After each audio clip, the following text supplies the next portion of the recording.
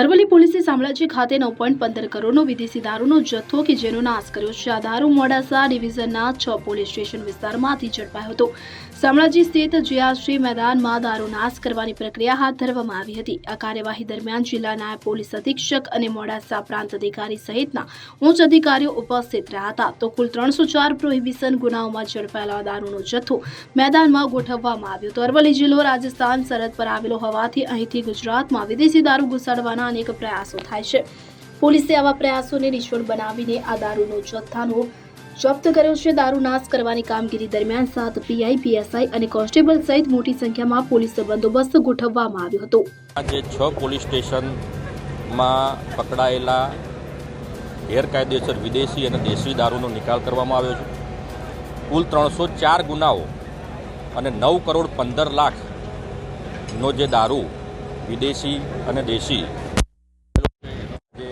DYSP સાહેબ, 6 police સ્ટેશનના police ઇન્સ્પેક્ટરશ્રીઓ, નાયબ મામલતદાર અને અમારા સ્ટાફ દ્વારા ગુનાવાઇઝ રજિસ્ટર બનાવી અને ગુના પ્રમાણે જે પણ વિદેશી દારૂ કે દેશી દારૂ પકડાયેલો છે એનો આજે પંચરોજ કામ કરી તમામની હાજરીમાં નિકાલ કરવામાં આવ્યો છે.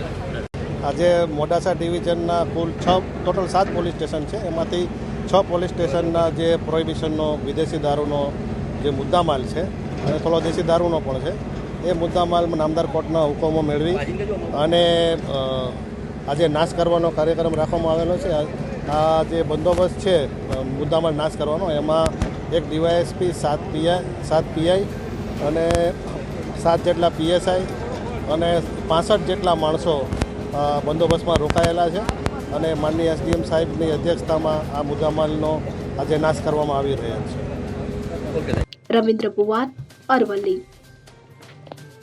હવે જુઓ દેશ દુનિયાની તમામ ખબરો તમારી આંગળીના ટેરવે. ઉઠાવો મોબાઈલ અને ગૂગલ પ્લે સ્ટોર પરથી ડાઉનલોડ કરો અમારી CN24 ન્યૂઝ મોબાઈલ એપ.